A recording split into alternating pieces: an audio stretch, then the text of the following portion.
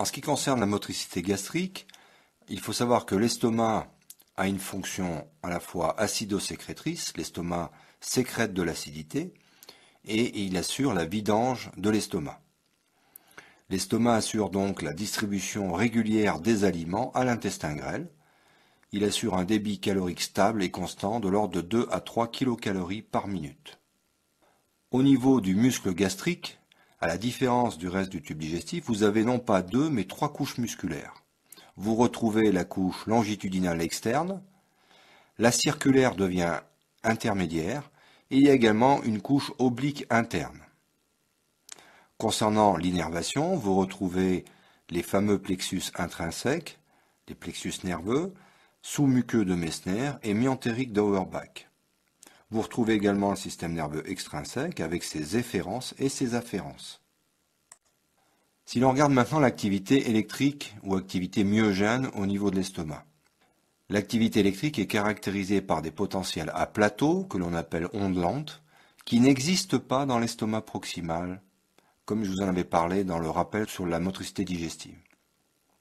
L'origine se fait au niveau de ce qu'on appelle un pacemaker, qui est situé à la jonction 1 tiers supérieur, 2 tiers inférieur de la grande courbure de l'estomac, comme vous pouvez le voir sur le schéma de l'estomac matérialisé ici. Les plateaux surchargés d'oscillations rapides assurent une activité contractile, située au niveau de l'antre, et cette activité augmente quand on se rapproche du pylore, le pylore étant la jonction entre l'estomac et le duodénum. Il y a des variations physiologiques de cette activité à jeun et après le repas. À jeun, vous pouvez observer au niveau de l'estomac ce que l'on appelle le complexe moteur ou myoélectrique migrant, CMM en abrégé. On en reparlera également au niveau de la motricité de l'intestin grêle. Ce CMM est constitué de 3 phases, une phase 1, une phase 2 et une phase 3 que je détaillerai essentiellement lorsque l'on parlera de la motricité de l'intestin grêle. La périodicité chez l'homme est de l'ordre de 90 à 120 minutes, alors que chez le rat, elle est beaucoup plus courte, de l'ordre de 15 minutes. Après le repas, il y a une interruption de ce complexe moteur migrant qui est remplacée par une phase 2-like, c'est-à-dire une phase d'activité irrégulière. Et il y a une coordination électrique gastro-duodénale qui est essentiellement sous la dépendance du système nerveux intrinsèque. Si l'on regarde maintenant l'activité mécanique, au niveau de l'estomac proximal, qui comprend le fundus et la partie haute du corps de l'estomac, vous n'avez pas d'activité péristaltique. Vous avez ce que l'on appelle une relaxation réceptrice ou une adaptation, c'est-à-dire que l'estomac s'adapte et se relaxe lorsque les aliments arrivent à son niveau. Cette activité de relaxation réceptrice et d'adaptation est véhiculée par le nerf pneumogastrique et essentiellement son contingent non adrénergique, non cholinergique, dont le médiateur chimique est le VIP et le NO. Au niveau de l'estomac distal, vous avez par contre un péristaltisme avec différents types d'ondes péristaltiques qui sont caractérisées par des ondes propulsives à raison de 3 ondes péristaltiques propulsives par minute. Suivant le type, on détermine un type 1, 2 ou 3, suivant l'amplitude, qu'elle soit faible, non propulsive ou qu'il y ait des contractions toniques. Mais rappelez-vous surtout, ce qui est important, c'est que c'est ce qu'on appelle ces ondes propulsives qui vont propager les aliments vers le bas de l'estomac, vers le pylore. Le pylore, il régule la livraison de chyme, c'est-à-dire des aliments, à l'intestin grêle. C'est un facteur anti-reflux duodénogastrique. De la même façon qu'il y a un reflux gastro-œsophagien de l'estomac vers l'œsophage, il a été décrit ce que l'on appelle un reflux duodénogastrique, c'est-à-dire un reflux décomposé situé dans le duodénum vers l'estomac.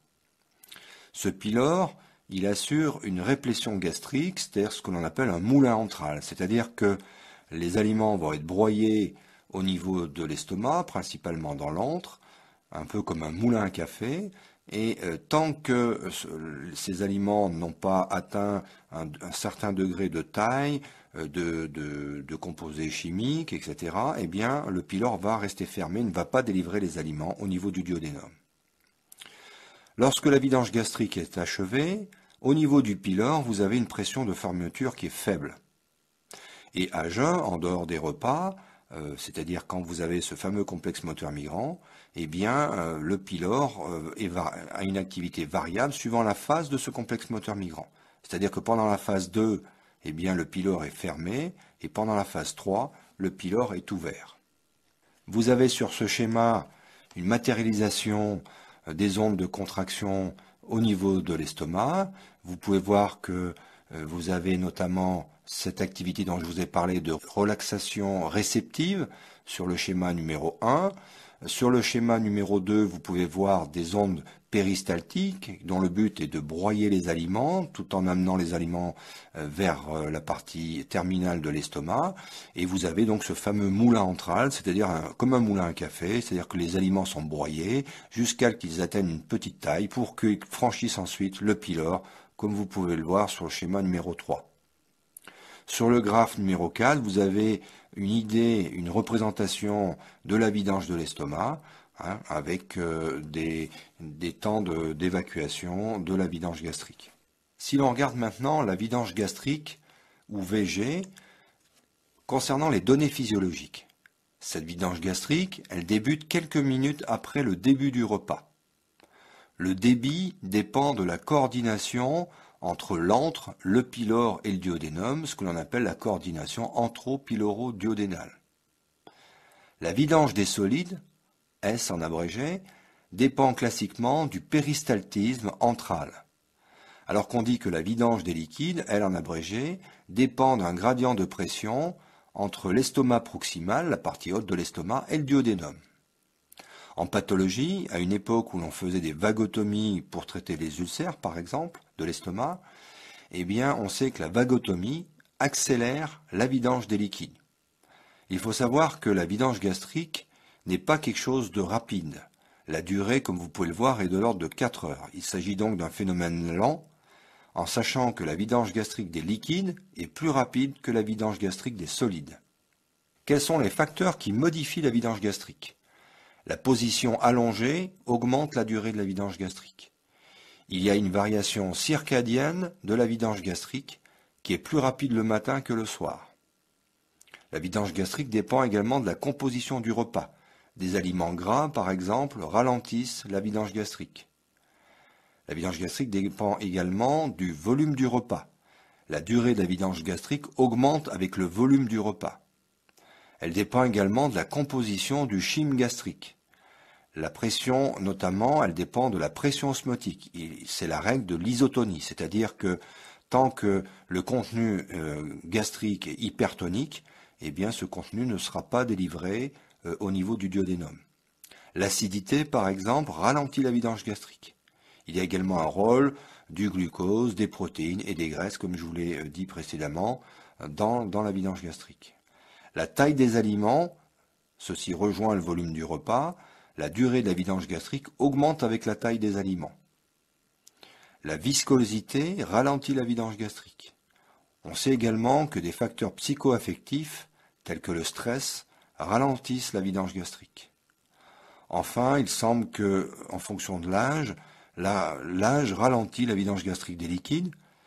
Il y a eu également des études concernant le sexe, la surface et le poids corporel, mais les données sont assez contradictoires. Concernant maintenant les théories de la vidange gastrique, il y a en fait 3 théories de la vidange gastrique. La première théorie, que l'on appelle la théorie du double composant, dont je vous ai parlé un peu auparavant, dit que la région proximale de l'estomac est responsable de la vidange des liquides, alors que la région distale, ou l'antre, est responsable de la vidange des solides. La deuxième théorie est la théorie multicomposante, qui fait intervenir la tonicité de l'estomac proximal, la contractilité antrale et la coordination entre l'estomac et le duodénum, la coordination gastro-duodénale. Enfin, il y a une troisième théorie que l'on appelle la théorie hydrodynamique qui fait intervenir également la viscosité, comme on l'a vu, et également la gravité. En fait, il est probable qu'en temps normal, toutes ces théories interviennent. Il n'y a pas une seule théorie qui est vraie. Si l'on regarde maintenant le contrôle de la motricité gastrique, ce contrôle s'effectue au niveau myogénique, au niveau des potentiels à plateau. Vous avez des agents qui interviennent, notamment des agents neurocrines, endocrines et paracrines. Par exemple, l'acétylcholine, la gastrine augmentent la durée et l'amplitude des potentiels à plateau, augmentent la durée et la puissance des contractions. La sécrétine, la noradrénaline, la neurotensine ont au contraire un effet inhibiteur. Le VIP, vasoactive intestinal peptine, a également un effet inhibiteur. La bombésine, les encéphalines, la substance P ont un effet au contraire stimulant. Au niveau nerveux, vous retrouvez donc la commande parasympathique et la commande sympathique. En ce qui concerne la commande parasympathique, notamment le nerf pneumogastrique ou 10, on sait que la stimulation du 10, du nerf vague, entraîne une contraction tonique de l'estomac proximal, alors qu'elle déclenche un péristaltisme antral.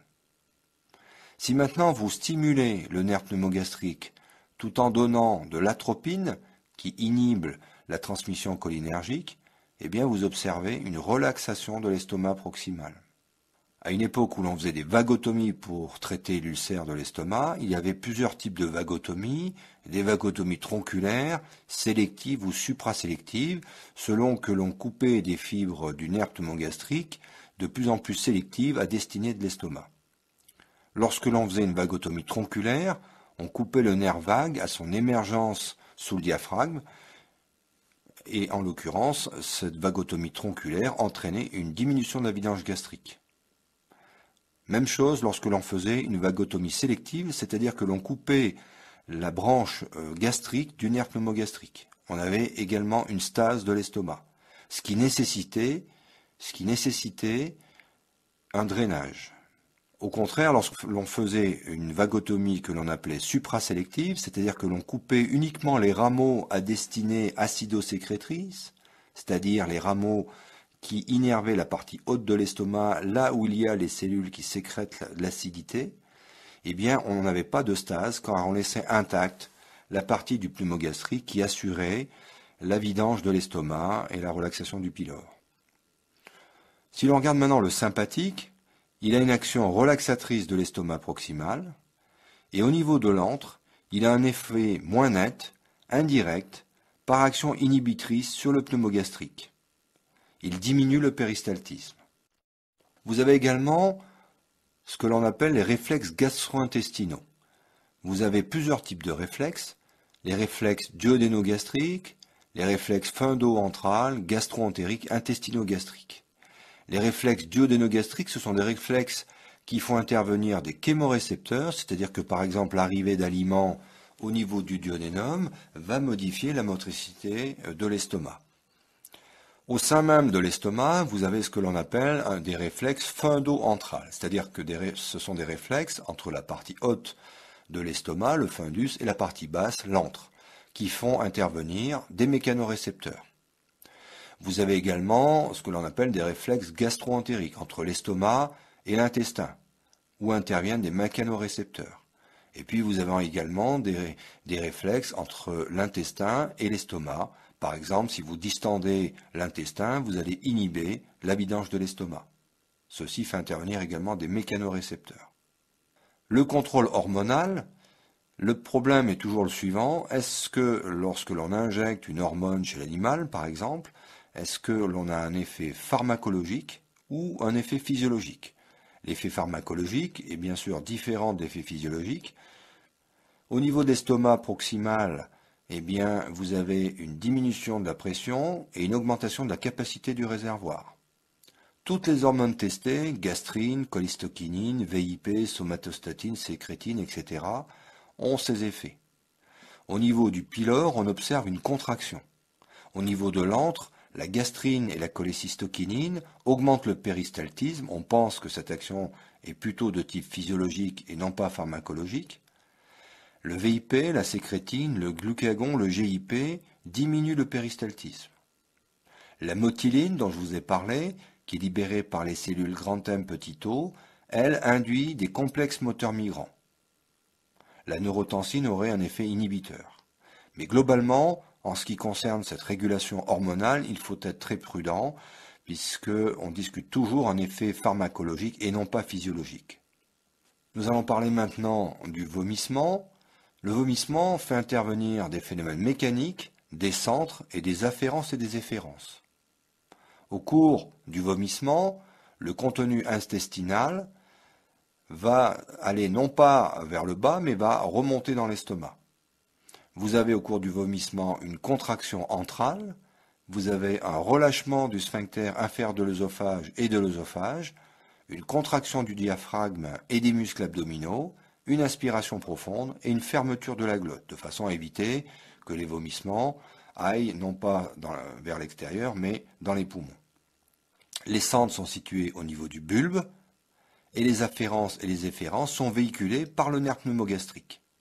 Concernant l'étude de la vidange gastrique, vous avez plusieurs méthodes d'étude de la vidange gastrique. Une méthode ancienne qui était la méthode radiologique, où l'on utilisait ce que l'on appelait le transit œso-gastro-duodénal, TOGD, où l'on donnait de la barite, qui est un produit qui est opaque au rayon.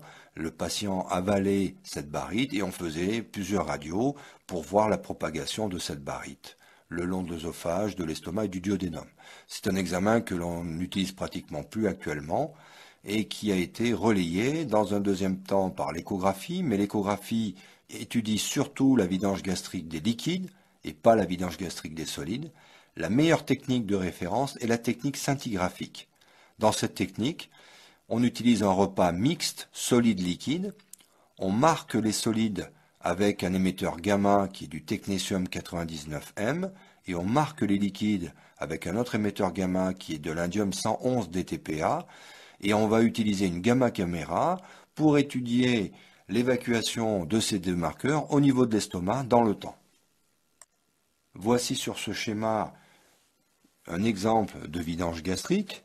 Vous pouvez voir en jaune la vidange des liquides, la vidange d'éléments semi-solides et la vidange d'un repas solide. Et vous pouvez voir, comme je vous l'ai dit précédemment, que la vidange des liquides est plus rapide que la vidange des semi-solides ou des solides. En ce qui concerne la vidange des solides, vous pouvez voir qu'il y a, comme je vous l'ai dit, un certain délai avant qu'il y ait la vidange des solides, ce que l'on appelle en anglais la lag phase. Ce que l'on étudie quand on fait la vidange gastrique, on étudie le temps de demi-évacuation des liquides et des solides, c'est-à-dire le temps au bout duquel 50% des liquides et 50% des solides se sont évacués. Il en a bien entendu des normes chez des sujets témoins, et ce qui va nous servir pour étudier la vidange de l'estomac chez des sujets pathologiques, par exemple des patients qui ont une vagotomie, des patients qui ont un diabète avec un retentissement sur l'estomac. Souvent le diabétique a ce qu'on appelle une gastroparésie, c'est-à-dire un ralentissement de la vidange de l'estomac. Nous allons parler maintenant de la motricité de l'intestin grêle. Cette motricité est importante puisqu'elle assure le contact des aliments avec les cellules qui assurent la réabsorption des aliments au niveau de l'intestin grêle.